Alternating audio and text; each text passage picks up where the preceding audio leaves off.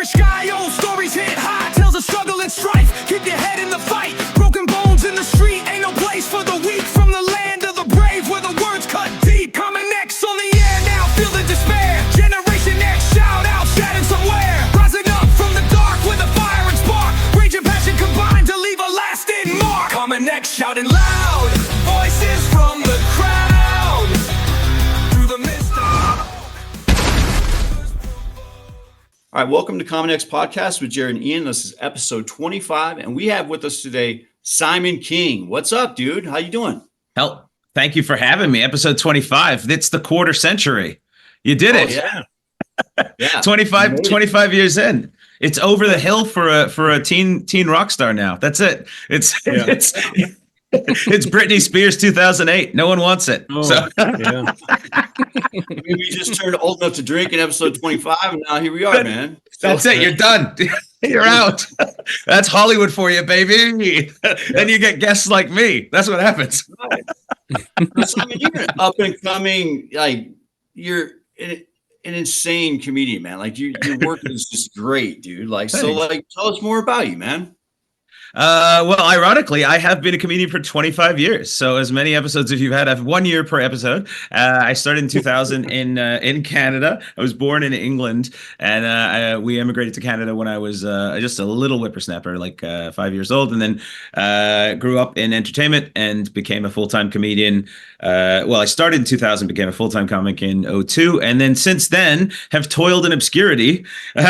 All over the world until, because I'm from pre-social media, as most of us Xers are. So I'm like, when it was showing up, I was like, it'll never last. You know, I was like, I would have been the same way with fire and microwaves.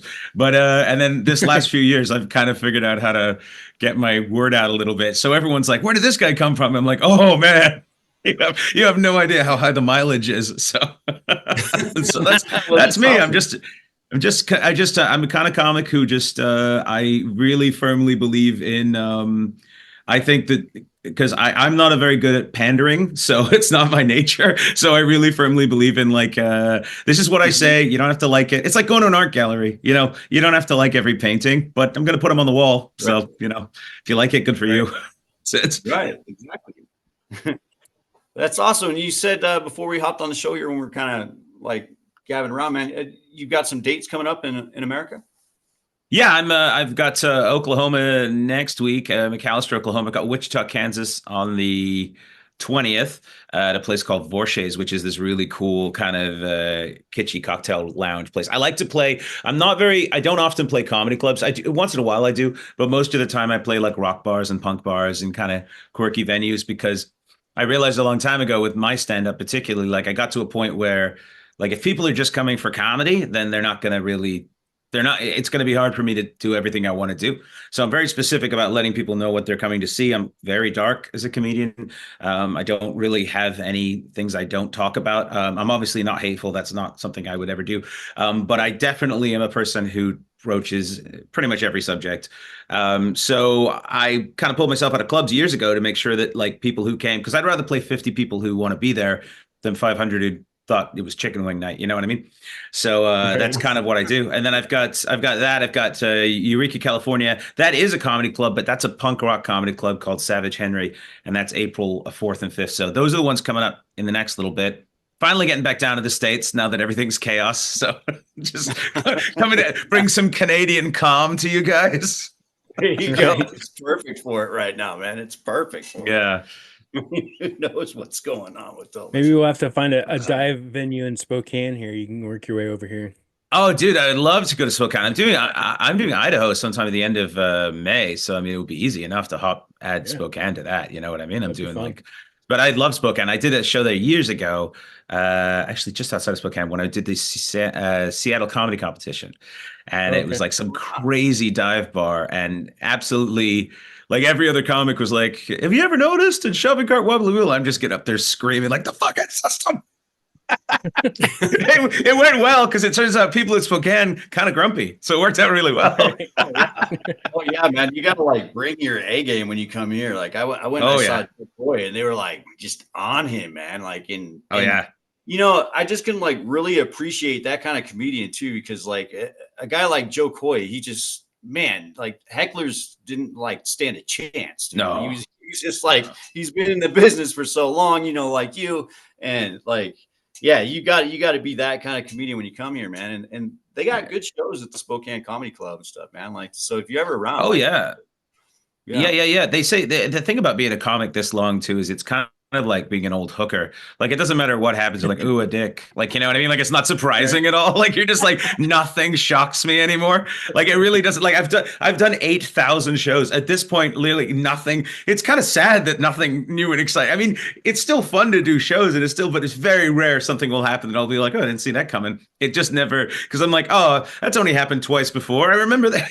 It's just like, but yeah, I always I like to because it's funny because the kind of comedy I do, I'm quite a sort of left leaning dude, not in the, ideologue sense of the craziness that's going on right now where you're either this team or that team. That's not what I am, but I do speak about things, topics that are considered hot button, and people have to say like, aren't you worried about where you tour? And I'm like, no, because everywhere you go, there's like this idea that there's these red states and blue states in terms of voting and political, in terms of representation. Yeah, you can say that, of course, because those are raw numbers. But in terms of individuals, to say that for somewhere like Oklahoma doesn't have anyone who is center or left is ridiculous.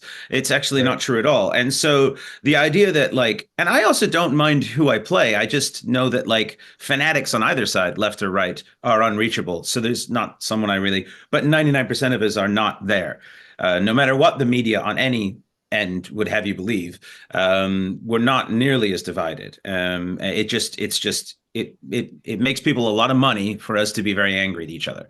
And so what I do is just try to make sure that I make my stuff as accessible as possible while still holding true to what I do. And so I never really have a problem playing anywhere. Then again, I am in Oklahoma next week, so we'll see what the fuck happens. But I'll come back on the podcast with a black eye. I'll be like, yeah. They threw a beer bottle at me, man. Come on. Loudmouth comedian run out of town. Well, and that's kind of cool, man, because that's what this Generation X podcast is kind of about, dude. We're not super left, we're not super right, we're kind of just right in the middle. Dude, I mean, I grew up just getting into the fridge and watching Beavis and Butthead, man. I too also don't. I refuse to believe that I'm old enough to where I just really want to watch the news all day. You know what I mean? No, I just don't want to do that. No.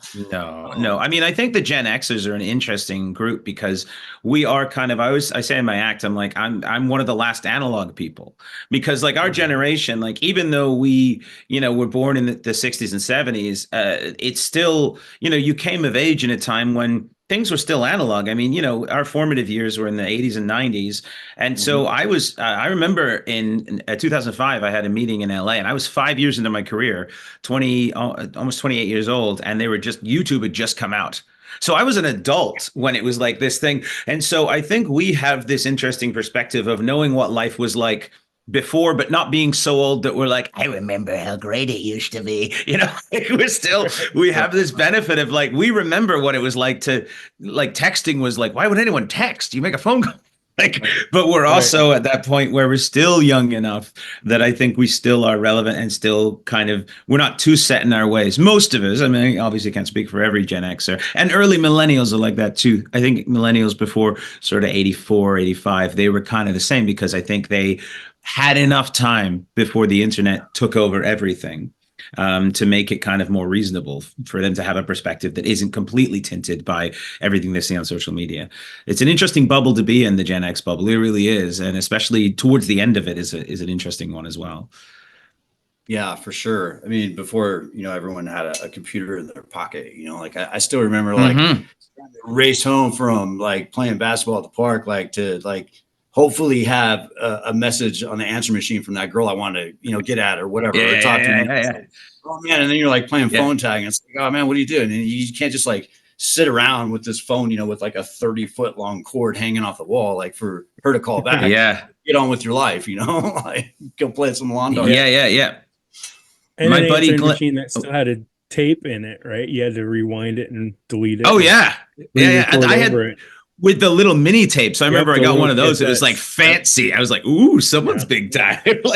My buddy said that he's a great comedian named Glenn Wool, and he had this great joke. And part of it was he goes, We are the first generation of people, the Gen Xers, that I can say I can't find my phone, because everyone before it was like it was attached to the wall. Like, what do you mean you can't find your phone? It was in the kitchen. That's where your phone was. With us, it's just like, I don't know where my phone is. It's like we've become cyborgs.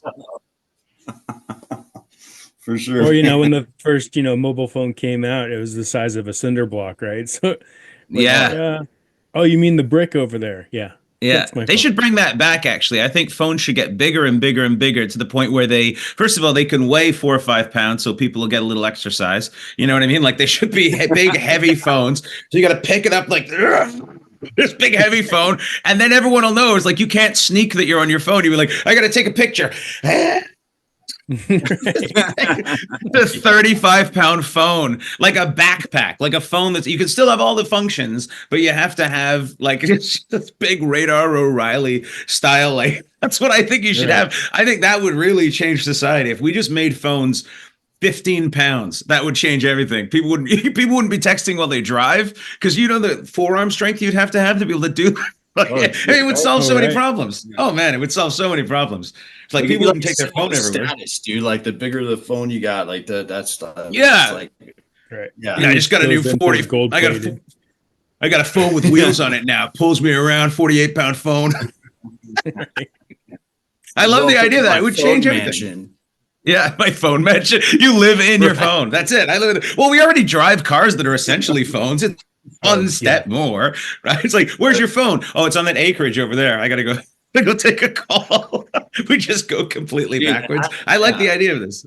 I think we solved the problem, guys. That was it. That didn't take long, did it? It was pretty fast. Yeah, we're solving shit like freaking right off the bat, man, dude. I don't know about you guys, but I saw this like little early flying car thing on TV. I'm not ready for that.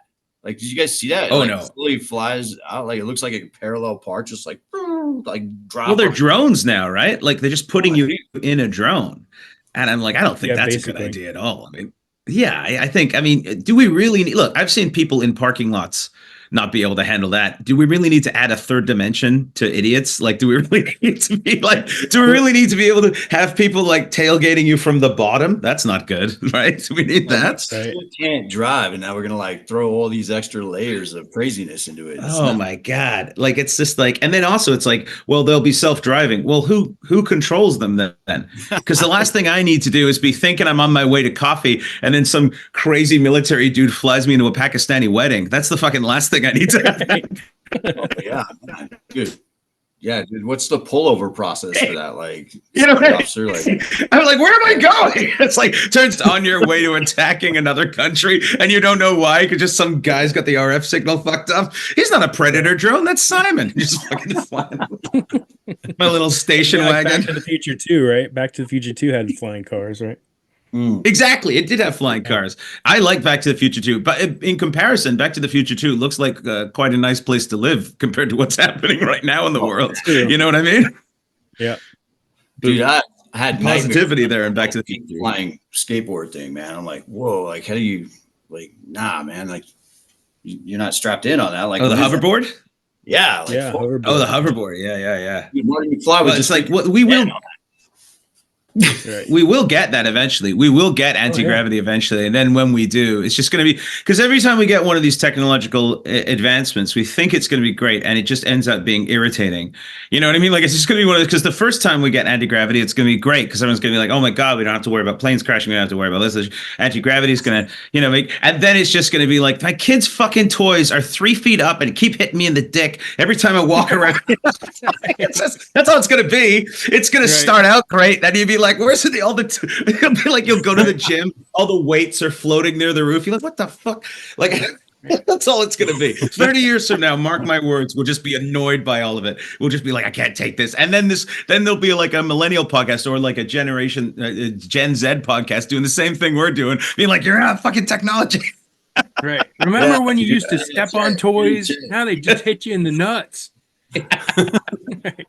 Just fly into just a minute. Oh man, the irritatingness of it. Because all these technological, it's like these robots that are coming along. Everyone's like, well, robots are going to make our lives so much easier and everything. And then it's already turning into, well, oh fuck, they're going to take all our shit. Like it's like, of course they are. Of course they are. What did we think was going to happen? Has it ever gone the way we've planned? Has it ever? No, it's never gone the way we've planned. The internet was supposed to be this amazing way. We all get information all the time. And what is it? It's just porn and 4chan. That's all it is. Just nerds. Just like we let the dorks take over. Like without the internet, there would be no Zuckerberg wouldn't. If without the internet, Zuckerberg would be in a locker somewhere. But instead, he's running shit. This is what we do. Humans are the most ridiculous, right? We're incredible. We invent these incredible things, and then we completely fuck them up. It's just always. I feel like I've stunned Ian. Yeah. There you go. His wife. Yeah, dude, for sure. Yeah. Oh, it's just my Elon Musk internet, man. It kind of. Oh, there you go. Peters out. Because you froze, and I was like, shit, I've pissed off the nerds who control all of this stuff. Like the internet, it's like I was waiting helicopters outside my apartment. There you go. Fair enough. It's about time. Strategic cloud in the air. Yeah. For sure, man. So like, okay, so you're on tour, like, yeah, no kidding, man, no kidding. How do you like deal with a heckler? Like, we've had Grayson McGaha on here. I don't know if you know him. He's like a really good comedian as well too. But he like, I've never asked him, and I've always wanted to. Like, how do you handle like that one dick in the bar that's just like had too much to drink? It doesn't happen very much. You'd be surprised how. So there's two or three different types of heckling. The heckle is just the drunk guy who's just kind of trying to be. He's not really being a jerk. I never take that personally, and I had one the other night, and just quietly they just ask questions or they just say things. If you attack them and you go to war with them, then that's not good at all, because that's going to make you look really bad, and it also means that you don't have control of the situation. The best thing to do is just to be able to kind of like figure out how to direct it in a way. Like this woman that heckled me the other night, I could tell I as she started rabbiting on, I could see how drunk she was because she couldn't even focus. I was like, there's no point in having a conversation with this woman. So I'm just kind of like, I'm not going to humiliate her, but I'm going to make sure hopefully there'll be some ounce of like self-awareness in there and she'll kind of shut down. And she did. Very rarely, very, very rarely are heckles malicious, at least for me.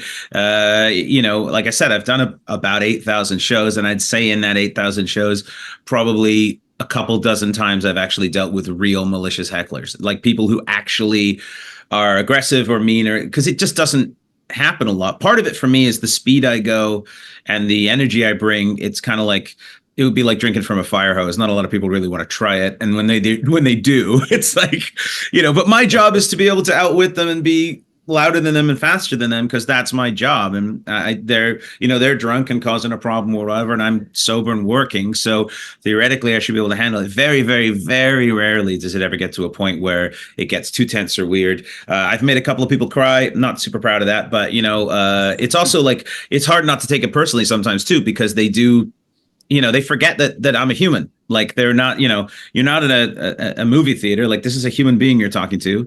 I'm also not down, 200 yards away on a sports field. I'm like right there. I'm 5 feet from you.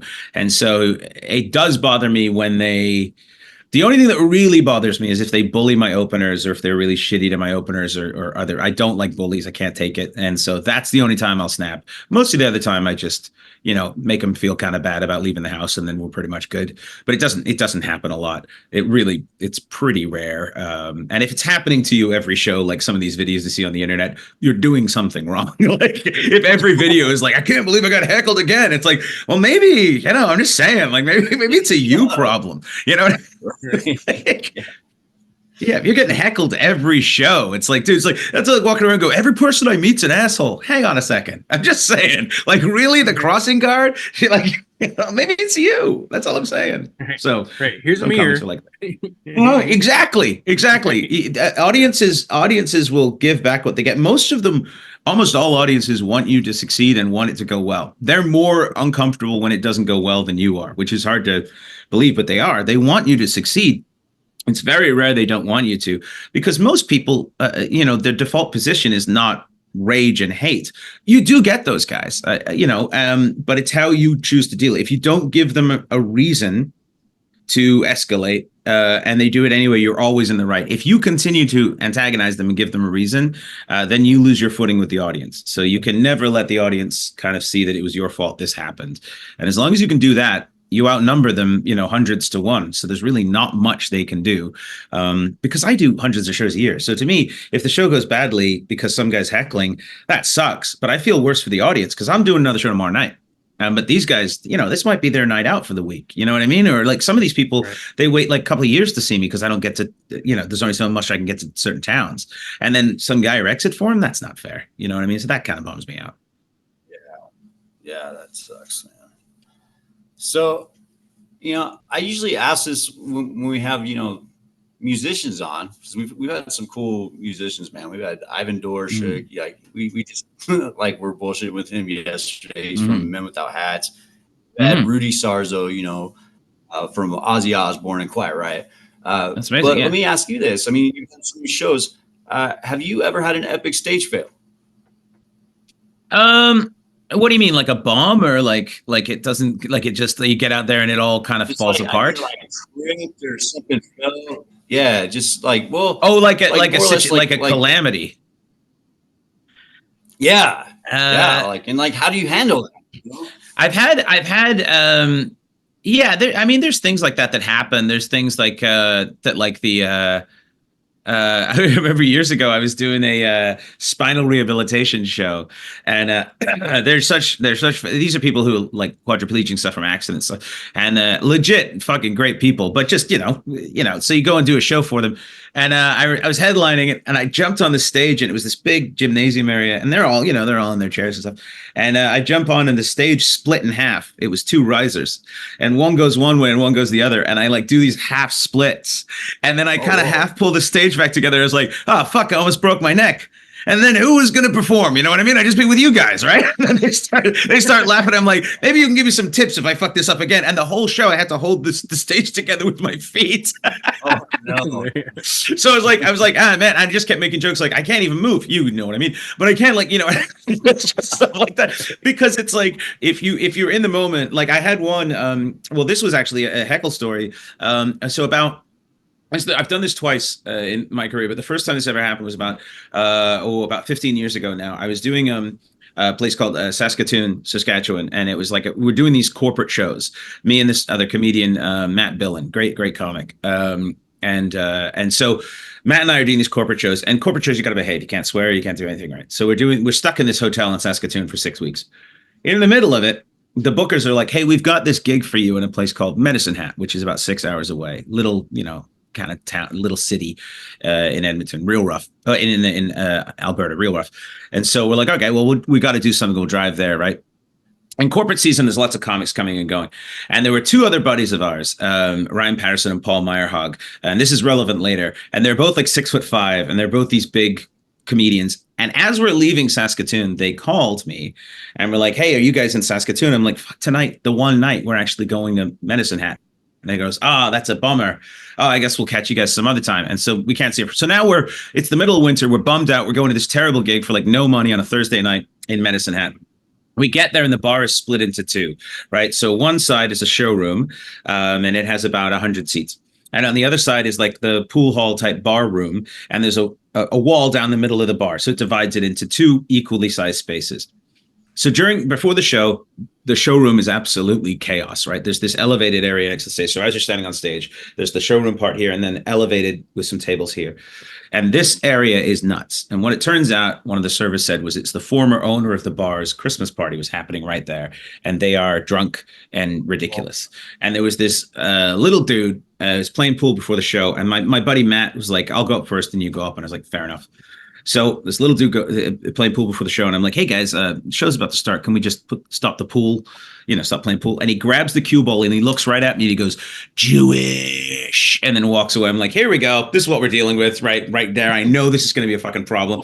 Sure enough, The show starts. Most of the people there, other than this group of about 15 people at these tables, most of them were there for the show. They paid admission. They want to see a stand-up comedy show. We want to do a good show because we're stuck doing these corporates and we're excited, and we're bummed out because our buddies aren't going to be able to make it. So we're like, we got to make the best of tonight.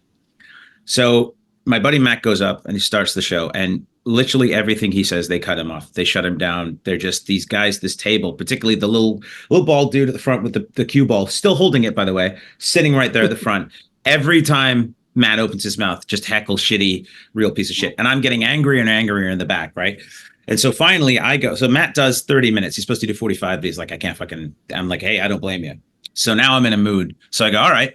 So I go up and I start doing some material to get the audience on side, and this guy won't shut the fuck up. So I'm dealing with that, and I'm shutting him up. And finally, I said to the guy, I'm like, hey, man, there's an entire bar next door that's empty. Why don't you and your friends just go next door, all right? And then they can take your tab next door, and then you can just do that. He's like, I'll do whatever the fuck I want, blah, blah, all this whole crazy horse shit, right? Now, in about 30 minutes, I've never walked off the stage in my life before I finish my set. I've never done it. But at this point, I'm getting like pissed. So I'm like, all right, enough of this shit money in this terrible fucking place. And as your friends thought you might like this, and I look over and it's my two buddies, my two 6'5" buddies, right? Who actually turns out they knew where we were. They were messing with us. They were doing a corporate in town too. So it's Matt, the guy, the other co-headliner. He's drunk out of his mind. These two guys are drunk out of it. Because there's nothing funnier than watching your buddy struggle. That's the funniest fucking thing in the world. So now I have a decision to make. I can either give up in front of my friends, or I can do what I did. I put the mic back in the stand and go, all right, I'm going next door to finish this show. Anyone who wants to come with me, come with me. And I left, and the whole audience, except for those 4 dudes at that table, came with me. So we went to the bar next door. And Matt said, he's like, I thought you challenged the whole audience to a fight. I don't know what happened there. He goes, you just all left. We went next door. And then now you got to do another hour. No mic, no lights, no nothing, but fuck it. What a fun night, right? Like, what an insane. So that was and then my buddy, one of my other buddies, Ryan, he said, he came back afterwards. He goes, yeah, I looked in there to see. And he goes, they were just sitting, those 4 dudes were sitting in an empty, quiet showroom with all the lights on and just sitting at their table with no one else around. I'm like, what an epic way to fuck these guys' Christmas holidays. So yeah, so stuff like that happens sometimes. But like I said, it's all kind of what happens in the moment. Like it's like the great thing about stand-up comedy is particularly stand-up and live entertainment in general, but stand-up is it's so raw. It's so really just one person with a microphone, sometimes without even a microphone or stage, that it really is kind of just happening as it's happening. And I love that so much about it. That's, I think, the thing that draws me to it the most, because I've been in theater, I've been in film, TV and everything, but it's all so planned. But stand-up particularly is just so incredibly, who knows what the fuck's going to happen, because it's just so raw. And so many times situations occur, or like sometimes you'll be doing a show and they've booked the show and it's like second overtime period of a Canucks playoff series and they turn the TVs off. And they're like, show's starting. I go, no, it's not. No, it is not. Like, they've done that, like shit like that. And they're like, I'm like, oh my God. So it's just, you never quite know what's going to happen. And that's the kind of the fun part of it. Like, you can, even when you start to get to a point where, things are going well these days, we're selling tickets and stuff, every so often, like just the other night, I played a show and the late show, I don't know what happened, but there was like almost nobody there. The early show sold out. 2 hours later, almost nobody there. So they comped a bunch of people. So a bunch of people walked in who had no idea what they were getting. And I was like, fuck, it's like the old days, man. It's like they came in for chicken wings and they got me. It went all right. Right on, man. So what kind of like got you into comedy? I can't imagine as a young Simon taking the career placement test. You're like, I want to be a comedian. No, I wanted to be a bush pilot. That's what I wanted to do. Okay. And I was actually in flight school until I was about 16. And then one day I went to my flight school and it went bankrupt. So they weren't there anymore. And I was like, oh, I better find something else to do. And I dropped out of high school at that point, because I dropped out of high school like beginning of grade 11, I dropped out. And so I really kind of was rudderless, but I came from acting and theater and performing, and I'd done music and done all this stuff because my parents were in a band in the 70s. And then my mom had solo careers. And then when we came to Canada, my dad got a real job and was like a grown up, got a couple of kids, be a grown up, but it was always still in there. And so my mom went back to acting, which is what she started from. And then that's how I got into it. So I was always around entertainment. And then, I'd done sketch and I'd done theater and stuff. And then improv. And then one day in the end of 1999, I went and saw stand-up comedy live for the first time. I'd never seen it live. And it just blew me away. Really shitty little old Yuck Yucks comedy club in Vancouver, just like the worst place. It was a club that was left over from 1986 when we had our expo up here, and they hadn't done anything to it. They just fed the rats. So that's all they'd done. And it was this brutal place. And I remember just falling in love with how insane this was. A half-empty club full of drunks. And this one guy, this comic named Joe Vespaziani, just killing. I was like, how is he capable? How is he able, against all best case scenario? Because I don't ever performed in theaters and stuff. I'd never seen, how is he able to do this? And I just got enchanted with it. So I signed up for an open mic night, and it took weeks to get on. And finally, February 8th, 2000, I went in on a Tuesday night, and I was up third, and I did 5 minutes. I don't remember what I did. It went really fast. And I remember thinking, I just want to do that with my life. That's it. And then since then, I had a job for a while, a grown-up job as well. And then in 2002, I got offered a layoff or a promotion, basically same deal. You either take the promotion or your position no longer exists. And so I was like, you know what, I'm going to take the layoff and I'm going to try. Cause I was like 25, might as well try it, 24, 25. Mm-hmm. And I did it. And I was like, oh shit, this is like, I can do this. And it's hard. And comedy at that time too was in so much more of an ebb than it is now. Cause comedy now has so many more opportunities. But back then it was like, if you weren't in with the industry, the gatekeepers, you just didn't get, you were stuck working bars, which in retrospect was probably the best thing for me, because like I developed, Norm Macdonald once said about Canadian comedians, the reason Canadian comedians are good is because there's nothing else for them up there other than to be a comedian. There's no industry up here. You're not getting a TV show, very rarely.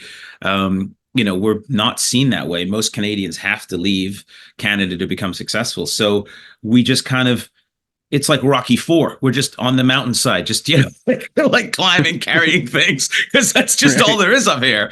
And so after, enough 10-hour drives and bar gigs in Northern Alberta, you just eventually you either become a good comedian or you quit. It's kind of the way it works. And so if you stick around long enough, and so it's funny to me that I had my big break in the early 2000s, and then I went away for a while and I got better as a comic. Thankfully, I was able to get a lot more stage time and work better.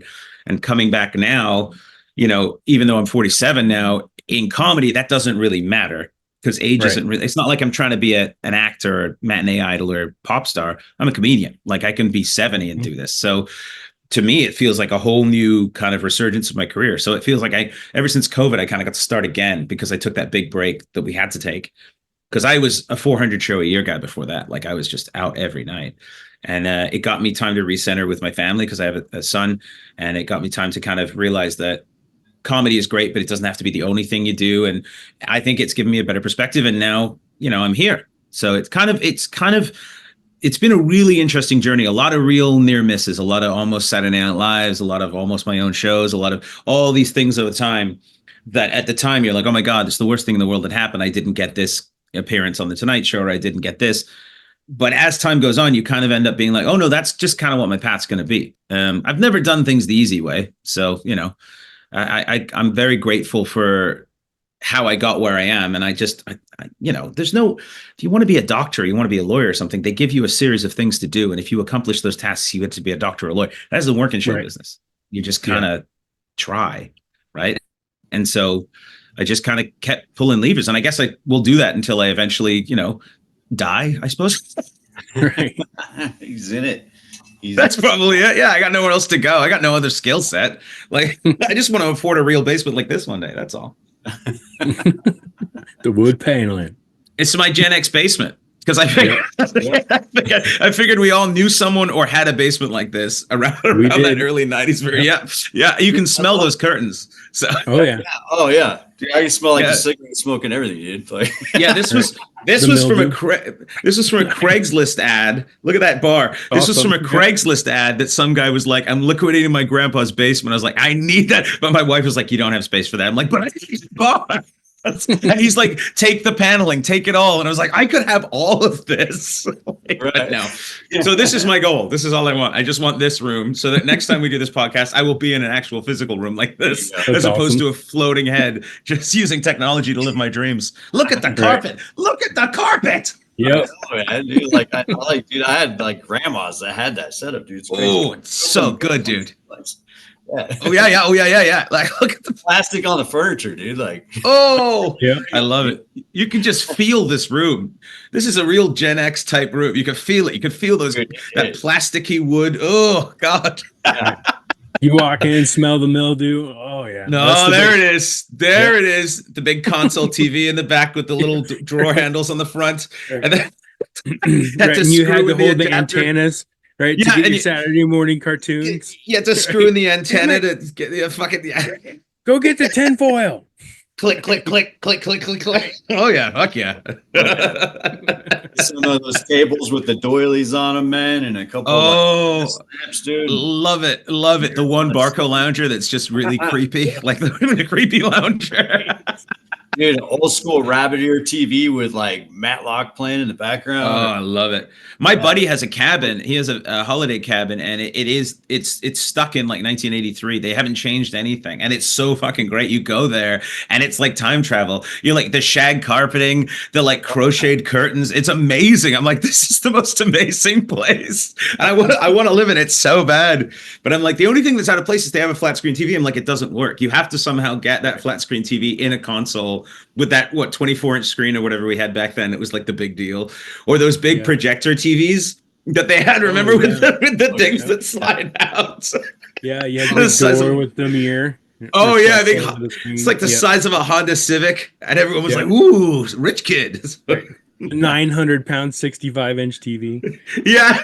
Just like rippling, but you're still getting UHF signal and stuff, so it's still fucking fuzzy. So you have this amazing TV, and it still looks like a security camera from an ATM. Like, yeah. Oh yeah. He's like, oh my gosh, yeah, you got to come over. This dude's got a big screen, man. It like sat on the floor, had like it was like wooden furniture. Oh yeah. Starship Enterprise, bro. That's what that's what you got going on there. If I ever get a like dog piss smell, dude, and you're like, just a little bit. If I ever get loaded, if I'm ever one of those crazy, I will get this, but I will have that flat screen TV. I will task people to go and find things. It has to have been made between 1970 and 1990 so that it suits a 1993 basement. That's what I want. Because there's never the newest stuff. It was never there, and then just like a bottle of Perry Ellis 360 in there, or some shit like that, just to make everything. What was that? What was that cologne that? Oh man, I had a 2600. The Atari 26. Oh man, I didn't have the wooden one. I had the plastic one, but I remember seeing the old wood one years ago at like a Value Village. They had like one, and I almost bought it. And I was like, what am I gonna do with it, right? But then I'm like, I'm fascinated by the idea of like resto modding these things. I'm like, I wonder if I could get my PlayStation into that box. For no reason, because no one's going to come over and see it. It's literally just for me, just so I can click the buttons. I'm like, yeah, that's all it is. Well, a lot of people are doing that. They're going back to like I've seen like a couple of my buddies are like trying to get cars from the 90s now, and they're like the 80s and 90s that they used to have when they're like, my buddy's looking for a Pontiac Acadian of all the worst things in the world, but he wants one of those because that was his first car. And like another buddy's looking for like one of those like 92 Prelude, those like wedge shaped ones. Oh, yeah. Yeah. And I'm like, yeah, man, like, I'm like, as a secondary car, yeah, dude, like I wouldn't put my kid in it because they're death traps. But in terms of like cruising around in an old boombox Civic, fuck yeah. Oh yeah, dude, like what kid like would not have that as their first car and not feel like Don Johnson from Miami Vice? Dude? Oh yeah, you got your Chip and Pepper shirt on, yeah, man. Your Buffalo jeans, oh, somewhat's fancy.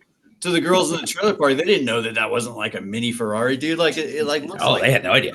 No, they had no idea. You were fancy, and a little lady you could get the lights underneath, but that was a late '90s thing. That was really a late. That was when you were super. That was the super fancy kids. It's like, ooh, someone's got a boat. Does it go with the lights with the music? Oh my god! And the music was so. And then everyone's wondering why like so many of us can't hear nowadays. I'm like, have you guys ever seen a boom car? Of course we're fucking deaf. Oh, yeah. You sat on speakers. You can hear me 9 blocks away. Yeah, I can still hear music from 1994 right now. It's blasting in my head still. I like hearing Will Smith in my head right now. Like, Oh man, you remember when it used to set off car alarms too, when car alarms were super sensitive. So you used to like crank. The trick was to like crank up the subs and just set off all the car alarms in a block. That's when people thought car alarms mattered, like anyone actually gave a shit. Like now, like no one tried to stop any car being broken into. It was just a noise. So I was like, and oh yeah, man. They had the club in there, you know. Oh, the club. Oh, right. Dude, I bet you if you put one of those on your car now, thieves would have no idea what was going on because it's so retro. They wouldn't know. They'd be like, that's got to be some modern crazy device. I don't want to, no, I want nothing to do. If you wielded a club at someone, like if you got a road rage incident, you just get out and you just extend the club, they'd be like, what the fuck? I don't know what this guy is. Like, what is that? What's that, claws? What's that about? Yeah, this guy. And then you can't get the key in. Whoa, see you, man. This guy's a maniac. Holy shit. What's he doing? So what was your first car? My first car. Oh, man. So my very first car was a 1981 Volvo 240 GL station wagon. It was silver. It had a shotgun hole in the front windshield because it was given to me by a former police officer. Well, he was a police officer. That was the car that they drove their dog around in. And so he was like, I'm either going to throw it away or give it to you. And I was like, I'll fucking take it. And then I painted it all god awful colors, like blue and yellow wheels and all sorts of many. And it had a leaky head gasket and a leaky radiator. So you just have to drive around with oil and water all the time. It's one of those. And I think it did 0 to 60 in a calendar month. I think that's how long it took. And that was my first one. And then my second one, I had a 73 Volkswagen Super Beetle, which I think I got because back then you could get those cars for like nothing. I think I got it for like maybe $1,500, maybe less than that. That car now would be like, and it was a bit brutal, but it was that car is great. I ended up giving that to my brother when he went to university, and he drove it without oil for so long that the cylinders exploded. I was so mad. And I've had a bunch of really weird cars. Like I had a 72 MG Midget, and I had a 73 MG Midget, a little MG Midget convertible. And I had a 72 Austin Mini with a fiberglass flip front end. And the brakes were so bad you had to pump it numerous times. So not only did it not have a front end to protect you from a crash, the brakes didn't work. But luckily, it could only do about 35 miles an hour. So you were going to walk away. And I could get change from a 5 to fill that thing up. When that gas war happened in the late 90s, when gas went down to like 29 cents a liter up here, I get change back from a 5 for filling that thing up, which was like the good old days. I mean, it never went anywhere. It was always broken, but I don't know. I had an affinity for British cars in the 90s, but I really did. But what about you guys? What do you have? Yeah, Jared, what'd you drive? It was a 1975 Oldsmobile Delta 88. Oh, so I think at one point we fit 10 kids in that car. Yeah. I was gonna say that is like the size of a city bus. That thing, right? Yeah, and is that my constant? That's a 4, right? Yeah, and my constant eternal struggle was to keep it gassed up. Yeah. I think it got even like back 5 then, miles a gallon. Right. Yeah. You're just constantly adjusting the carb just to try to get that extra half a mile out of it. Yeah. There's one point I had a friend who lived up in the hills, and he was supposed to pay me for gas, right? And he never did. But I always picked him up and took him to school. And at some point we're coming down the hill, and I ran out of gas. Luckily, it was a hill, right? Yeah. And at the bottom of the hill was a gas station. So all the way down to the hill, pulled into the gas station, turn around, go, you're filling the fucking tank. Out. Yeah. My buddy had a Cutlass, a 442 or whatever, and he would always, because I lived about a kilometer, so about 3/4 of a mile from home. From school. And so he would always be, he's like, hey, you want to ride home? He's like, I'm going that way anyway. You want to ride home? I'm like, yeah. And as soon as I get in the car, he goes, you got money for gas? I'm like, yep. I was like, and this is when gas was super cheap too. I'm like, just so he could like, and he would burn half a gallon just burning out anyway. Like that's all he would do. He was just like, rah. Yeah. What about you? And then one day, first. Oh, go ahead. Yeah. What you have? So like I started off like really cool. Like, my parents were like those parents were like, yeah, you do good in school. We'll let you drive this thing, So I had a 1989 Dodge Daytona, man. It was like, cool. Like the gray ground effect, my dad was like, yeah, you got to do good in school to drive this. So like I sat in the driveway. I didn't get to drive it for a long time because I kept And then like one day, my dad got all pissed off. And so I ended up getting a Chevy Nova, man. I don't even remember what year it was, but it was like so hideous that like the cops would pull me over just to like ask me if they could look in the trunk. Looking for bodies. And so, and then like I got like this job, one of my first jobs, I was working nights or something. I'm going down like I-5 and like from like Seattle to Gig Harbor or something like that here in Washington. And like I was between two semi trucks, man, and the hood flew up on me.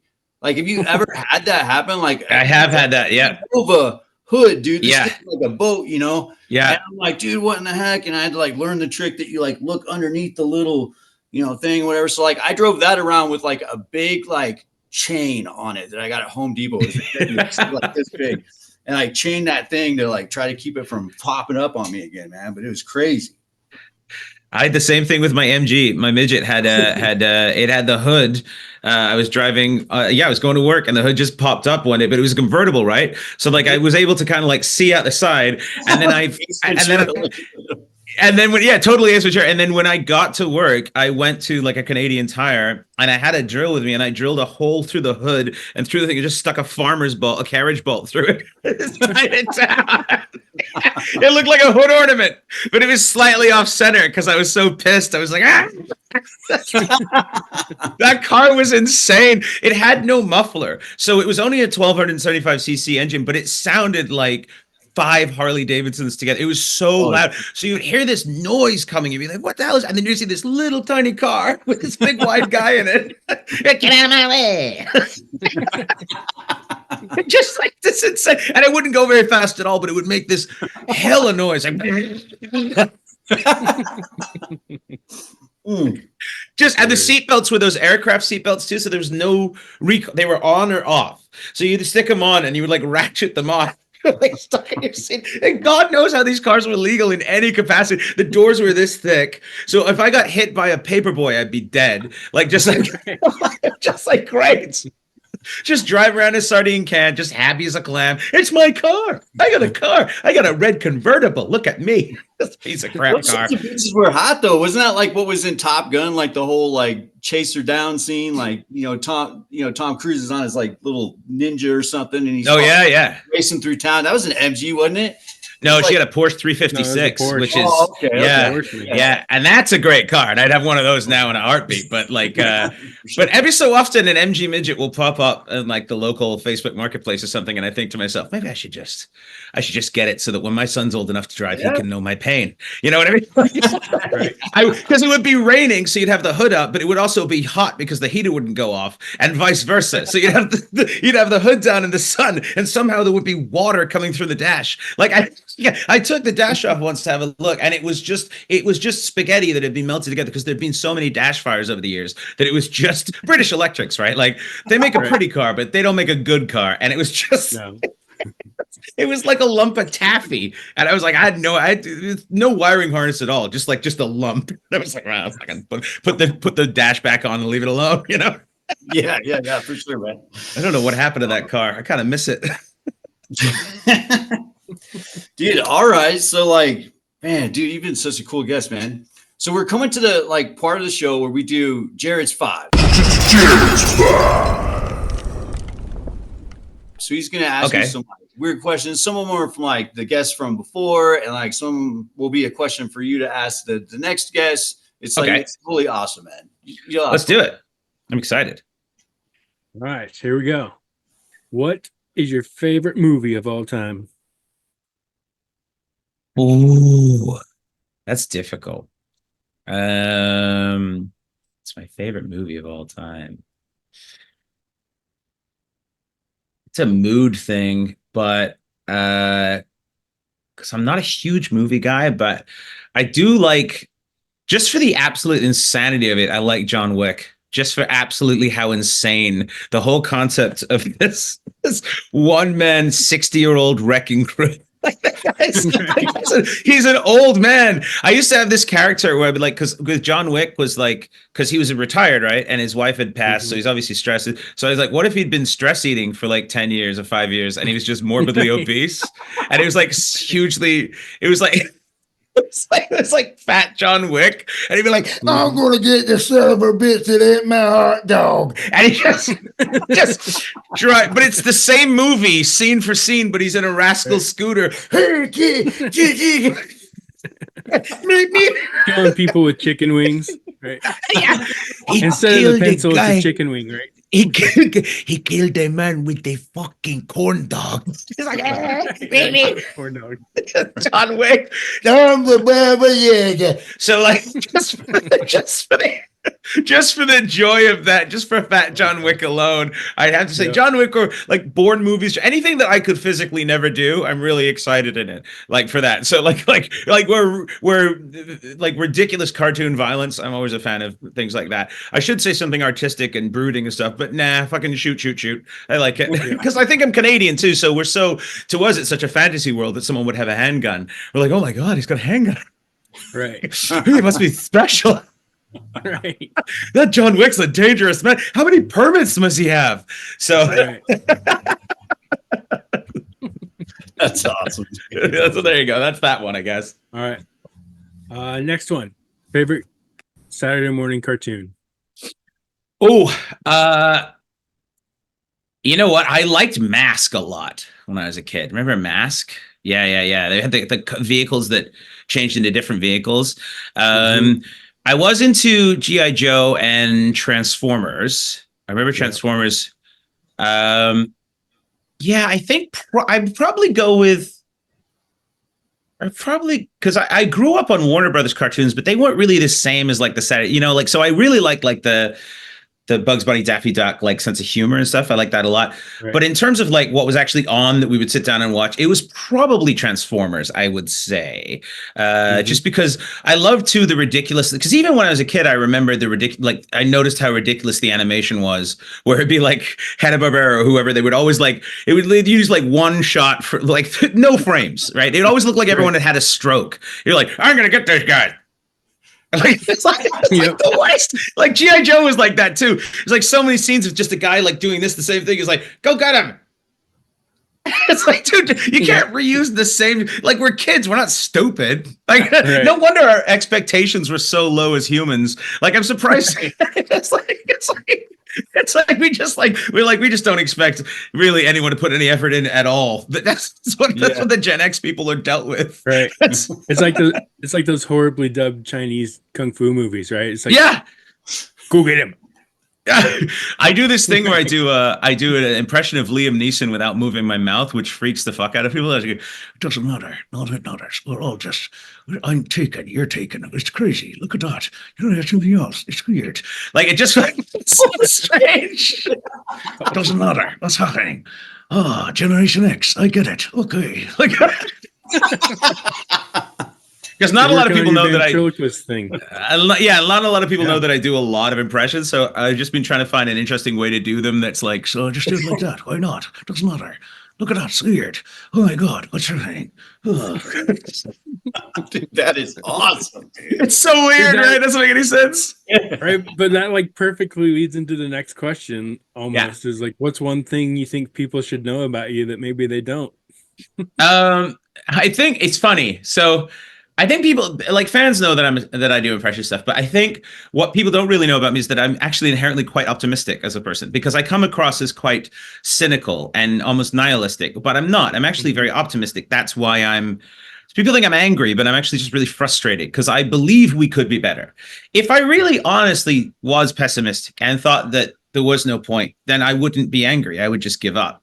I would just be like, well, there's no point. But because I firmly believe that humanity has a future and has opportunity to be so amazing, I get so incredibly riled up and frustrated by the situation we're in. But I am actually inherently quite an optimistic, relatively jovial fellow. I laugh a lot. I'm quite silly. It's just that I think that my artistic outlet is very much more of like, I tap into a frustration that I think is, largely communal. A lot of us feel it. But in general, I'm just a goofball. Like, because I just do stupid things all the time, right? Like Fat John Wick, things like that. Like, why not? It's fun. I mean, you can just be, you could be serious, or you could be a, 1100-year-old Viking horn. You could do that, and it doesn't matter, right? So, So that's what I don't think people really that much realize about me unless they actually know me, is that I'm quite, because if you only know me from what I do on stage, I don't think you'd know quite how ridiculous of a human I am. So that's probably what I want people to know about me. That, and I'm 7'1". Look at the cameras. People like, he doesn't look 7'1". Because apparently that's how you get famous on social media now, is you just have to be freakishly tall. Is that the thing? Have you seen that? Like people whose entire talent is that they're stretched out humans. It's like, that's just like 2 million followers. This is me going through a door again. Oh, okay. This is exciting. Right. Can we see you trying to buy shoes that aren't on the internet? Can we see that? Can we see you getting an economy ticket on an airplane and see how that works? No, we can't see that. It's always just the good stuff, hey? Look how tall the women I have are. All right, try using a bathroom. That's all I want to see. Right. Just use a stall. Right, use the urinal. Right. Awesome.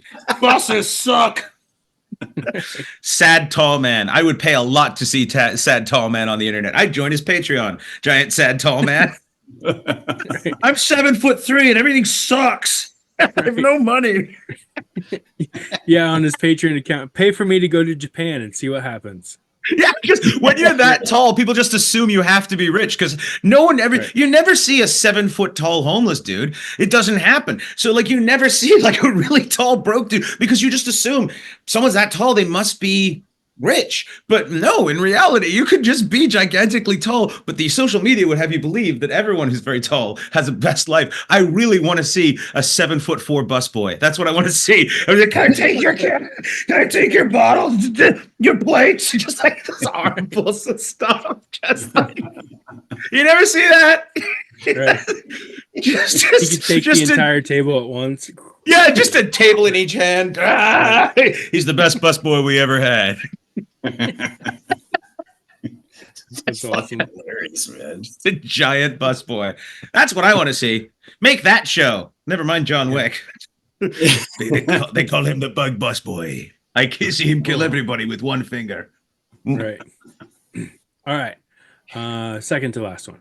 Number 4 is, what would you tell your teenage self today? That's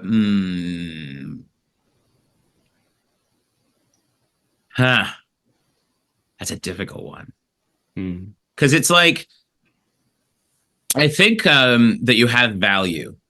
I think that no matter what the world presents to you, you have value, and you should have more belief in that value. It took me a long time. It probably wasn't until I started doing stand-up or got fairly far in stand-up that I realized that I had any value, because I think, particularly for our generation too, I think there is this kind of disconnection where we weren't really like, nowadays kids are raised, I think, with a much more inherent understanding that they have purpose. And I'm not talking to individual situations, but generally as the zeitgeist, we have this kind of feeling that children have purpose and value and worth. Whereas I think that for children born in the 70s and the 60s and 70s and stuff, our parents weren't given those values necessarily as much because they weren't raised like that. So we're kind of the last generation, and the early millennials, the last generation of people who kind of weren't given an inherent belief that they had value. This whole thing of children are our future was really thrown around a lot, but never really followed up on. It was a lot of like, just let them be, let the TV raise them, let them figure out their own way. No one taught us how money works. No one taught us how the world works. No one taught us basic information we needed to survive, or that we had, to get involved in things and to be connected to other people and to see other people. We didn't even understand how interpersonal relationships worked that well, because we didn't have our own value. And so we couldn't understand so a lot of us ended up in places we shouldn't have been, or not living up to our potential. I see this time and time again with people my age and older stuff, people who just believed they could have been so much more, or could have offered so much more if someone had just given them that little bit of help. And if someone had told me back then that what I had to offer was worth something, I probably would have either started down this line a lot earlier and maybe had more confidence to say no when I should have said no, as opposed to just kind of taking whatever I was given. Because I think so many of us were so neglected in certain ways that we're just so desperate for acceptance and understanding and connection that we take things we shouldn't take, and we give quarter where we shouldn't give quarter. And I think, if you could say to young people now, and that's what I'm trying to do with my son. I'm trying to raise him to be empathetic and decent and kind, but also to have understanding that he has a right to be here, and he has a purpose, and he has a life. It's his first time being alive, and he's allowed to be, who he is. And I think we got lost in that shuffle somehow. And I think I see it's kind of endemic through this generation. And I feel that's something that everyone, when they were young, if they weren't told that, should have been told that. Imagine how different things would be, and imagine how much more, because a lot of this hate that you see, a lot of this division is people looking for identity and to belong and purpose, right? It's like they say that kids join gangs because they feel alone. Well, it's the same idea with ideological weaponization, right? We're trying to give people a feeling of worth and purpose, but your worth is not, your political ideology or your sports team or your religion or anything like that. Your worth is an individual thing. And I think a lot of people just were never given that. So that is probably a bloviated answer, but that's that's probably what I would have done. I would have, and to anyone else that age, I would have, and hopefully kids these days know it. I hope they do. Yeah. Awesome. That's insightful. All right. Our answer, or our question from our last guest, which was Jeffrey, who is a hip hop artist, up and coming. His question to you is, what was your favorite 80s album? Oh, my favorite 80s album. In the 80s or now, looking back on it? Good question. I'll let you answer it either way, since he didn't define it. So my favorite album looking back on it from the 80s, because I really didn't get into music much until the 90s. I guess because I remember the first, no, that's 90s. That's Radiohead's the 90s. I'm listening to a lot of old Run DMC right now, which is kind of cool because I like that old school style. So there's that. And then I think I've never been a big hip hop guy, but I've really been getting into that lately. So basically it's sort of old hip hop where they used to actually talk to you. So not a specific album, but that where it was like more of a story or a conversation, like old country music used to be. Old country music used to be, they would tell you a story and they would talk to you and tell you their problems and communicate with you. And I think hip hop, particularly rap, had a very good, I was a really good time period for it. So, and back in the day, I mean, I think it was 1990, but my first ever album, I think, was EMF. You're unbelievable. Unbelievable. And they had the shorts. I think I remember that. It was the first album I remember. So that was 1990, but I think we could sneak that in under the wire. But before that, I mean, what was Appetite for Destruction? Was 89, 88, 89? Oh, yeah. Guns N' Roses. Yeah, Guns N' Roses, like 88, 89. Because back then, I just... what was on the radio, right? Because that's what we had, right? So it was like what was on the radio. I remember they would play Guns N' Roses again and again and again. And so I remember that album, like most of the tracks on that album, I was like, what is happening? This is crazy. Is that a dude? What's going on? Like the end of hair metal, man. That was it. But yeah, so that would probably be my favorite. I mean, yeah, man, I really, music hit me more in the 90s, I think, because I was a little, because I was 12 at the end of the 80s. So it's kind of like right at the, it's kind of that part where it's like it literally said, what was on the radio was what. It's like TV used to be what was on. You'd watch what was on. It's like, the news? Great. It's on. Fuck. It's something. It's not we didn't have homework. Walkmans yet, right? Yeah, no. I remember my first one, and it had the wire. You remember that with the fuzzies and the wire headphone and the thing, and it's like I remember. Oh man! And it had. Here's what it had. It had speakers on the outside of the Walkman, so you could play it as well. You could take your headphones out and still play. And I remember being like, that was the shit when we would go play basketball and stuff, even though you couldn't hear it because it was so quiet. But I was like, they're like, bring your stereo system, man. Stereo system is this big. And it was like, yeah. It's like a TV it was right like, next to hear it. Yeah. Super tinny. Like, Yep.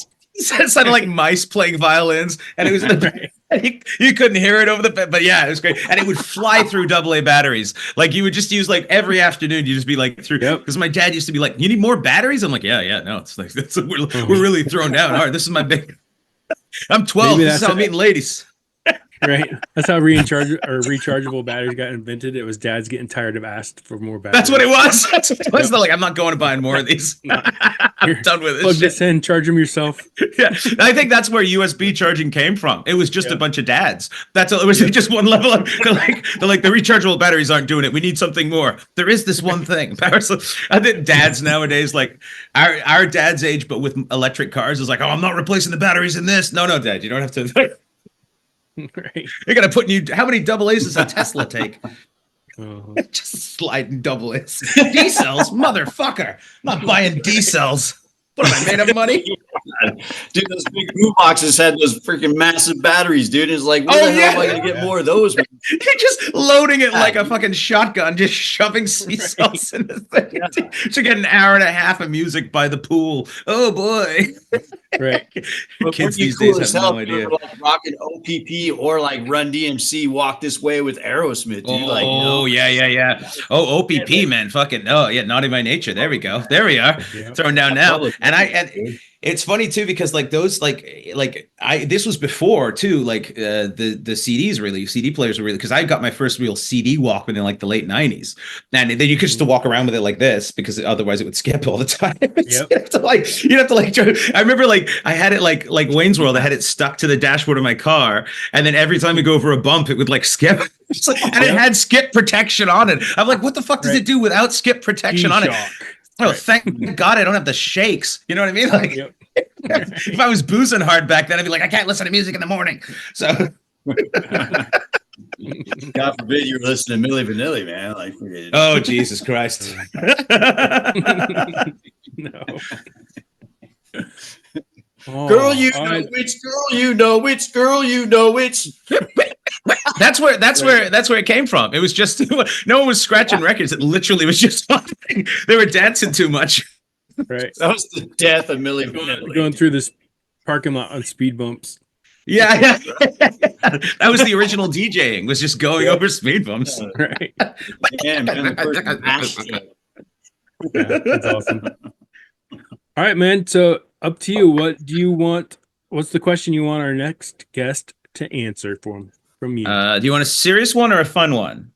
Shit. It's up to you. You decide.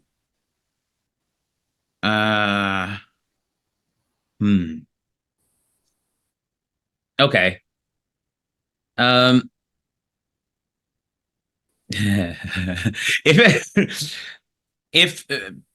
If every decision equals a new parallel universe, which branches off into many other universes, which is the decision you wish you could go back and change and follow that path instead of the one you're on? That's a great one. You know what I mean? I should do it as Stephen Hawking. If every universe is a parallel universe, and no matter which decision you make, it starts an entirely new universe, which decision will you go back to and then choose that path instead? There you go. It's awesome. That way you can play it and be like, we had the ghost of Stephen Hawking on, and he's right. We'll just play that one. I think we lost Ian. Awesome. Where'd he go? Oh yeah. Oh no. He's at his time limit. No. Oh, did he?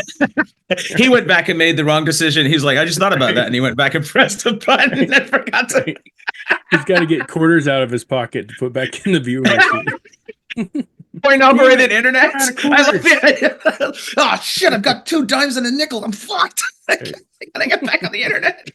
I remember that was a big thing too. Is you being able to beat an arcade game on 1 quarter was like the thing in my neighborhood. I don't know if you guys ever had that. What was your favorite like 90s arcade game? Early 90s, late 80s.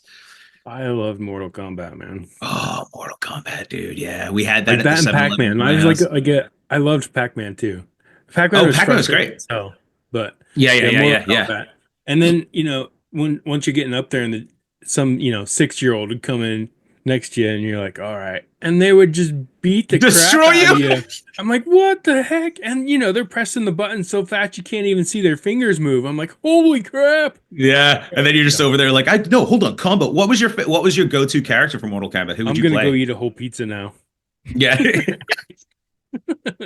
Who is my money? Because I'm a grown-up. I gotta play video games. I'm gonna have pizza. It's just a character that you used to play on Mortal Kombat. What was your favorite? I loved was it? Gosh. Dang it. What was her name? Yeah, no, that was Street Fighter. No, I know the one you mean. She wore like the God, I gotta look it up. I liked playing Johnny Cage too. Johnny Cage was great. Yeah. Yeah. I was a Liu Kang guy. Oh yeah, Liu Kang. That's what it Yeah, was. Liu Kang. Yeah, because he was like the Bruce Lee type character. Yep. And then that's who. Yeah. Did you ever play Tekken? Yeah. Yeah, Tekken was great too. And Tekken 3 was the one. They used to have an arcade near my house, and they had Tekken 3, and it was a big deal when it showed up. Everyone was like, oh, Tekken 3's here. And it was basically the same as Tekken 2. They just changed the colors a little bit, and everyone blew their mind. Malibu Stacy's got a new hat, buddy. That's what it is. Yeah. I wish they'd bring back arcades, man. There's a couple around here, but it's just not the same. It's not the same, and also it's different because it's $1 like to play a game. That's what it is. It's like which is like it's fine. But it's like you're still playing the same games for a buck. Like it's like I used to play like Puzzle Bobble and stuff. Remember like the Bubble Pop one, and then Mega Man and Dig Dug and all those games and stuff like that. It was just fun to while away some time. But arcades were more social too. It was like a hangout, right? Now it's just like everyone games at home, which is whatever, or on your phone. But I don't know. I mean, it's like there's a couple in Vancouver that they've got, but yeah, they're mostly just new games too. I want like retro gaming, like old school stuff. Right. Yeah, the fun stuff, the kind of stuff that would go in this basement.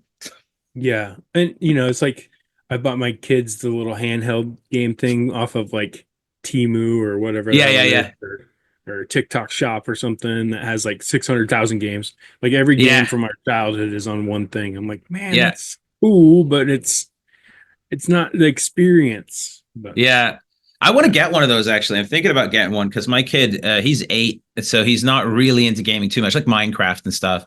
But I was like, some of those old games, like, like even stuff like, really old games. Like I used to have an old F1 game on my Game Boy and stuff like that I used to play all the time. And I used to they're just fun. I mean, the graphics they don't need to be perfect. It's the same like reading a book. It doesn't have to be, it's what you imagine it to be, right? Just while away hours on those things. But nowadays it's like everything has to be, the graphics are so insane. Like if it isn't realistic, no one wants to play it. So it's like, well, like, yeah. Messaging, you coming back on or what? I think we lost him. I think he's left. He's had enough. He's had enough. His connection's not great. Like, so he's on Starlink and so am I, but like I don't have any trees. He has trees, and so like if it's windy, there's a branch that'll go in front and drop him. Yeah. Well, it's the first time I've walked anyone during a podcast, so that was exciting. I don't normally walk anyone during a podcast. I'll do it during shows, but it's very rare that someone's like, I can't even stay on my own podcast. I'm out. I'm done. I'm done. This guy's a pain in the ass. Crazy. Right. He's too crazy. It doesn't make any sense. Too much energy. I can't do it anymore. It was the ventriloquist Liam Neeson. I know that. That's what threw him off. I get it. I hear you. That was the line. That was the line. It's like, right there. He's like, it's creepy. I realized I could just do this and it looks like a frozen. Then you do is he too? Or like, no, is he moving? No. So like, I think they just frozen. It's a whole, just stuck. And then you're watching at home and go like, is he talking or moving or nope, moving? It sounds like a bit for stand-up right there, dude. It does actually. I should probably incorporate things like this into my act, but instead of just yelling about the government. So right. And like some point you're just randomly walking around the stage and you freeze. And just to stop without anything. Buffering. Are we listening to a recording? Like, did he have a heart attack? Like, what the fuck's going on? That would be hilarious. It's like, just if I could figure out how to get myself slightly out of sync. Someone's like, what is going on? What is happening? And then just pop back into sync, but don't reference it until the very end and be like, you thought I was doing a recording too, didn't you? Like, because I'll do sound effects sometimes in my act and people will think that it's like pre-recorded. And I'm like, because they'll be like, well, why does that sound like that? And it's like, because it's just all mic technique and everything. But that would really throw a real spanner in the works. It would be pretty good. Yeah. They'd be like, I think it's a trick. He's not really here. Really. It's a hologram. Right. Yeah. So. All right. Well, I guess I'll just have Ian record an outro or thanking you, and I'll somehow add it in here post editing. Well, thank you for having me on. I appreciate it. Well, it was awesome, on, man. It was a blast. It was super fun. We'll do it again sometime. It was great again. Yeah. Like I said, if you ever make it over this way, let us know. I 100% will. I'll let you know, Show. and I'll throw you some tickets, and you can come hang out, and we can sit in the green room or wherever the dive bar I'll be playing. I'll you know what? Maybe I'll look into it because I've got some time free, and Spokane's not that far from where I am. It's not the end of the world, it's not too far. It's always fun to get into Washington. So yeah, I'll definitely come do it. Yeah, And with the tariffs coming, who knows? You might get stuck here permanently. I would say, does that mean that I get to charge 25% more for my comedy or 25% less? I don't know how this works, but with the exchange rate, I already charge less anyway. So I don't know. That's the thing. All I need is, if I could work it out for every time I come down there for your guys' dollar to be worth way more than ours, and when I come home to mine to be worth par, that would be fucking fantastic. If you guys could just arrange the economy for me personally, I'd really appreciate that. It would make my life a lot easier. Right. All right, brother. Well, thank you so much, man. It was so fun. Hey, everybody. Thanks for tuning in today to the podcast, Common X with Jared and Ian. We really appreciate you guys and would love your support. So make sure you click that subscribe or like button or follow us on all our social media platforms and on YouTube and Spotify, because that would really help us out. And that helps us bring more episodes to you guys every week. And hopefully from, content that you guys want to see. So reach out, TikTok, YouTube, leave comments. If there's anything that you guys want to see or any guests that you want us to try and get on, let us know. We do have a good lineup coming. So thank you again. We love you guys. Thanks for your support. And we'll see you next time. And remember, common sense isn't that common. So that's why we're bringing common sense back from Generation X.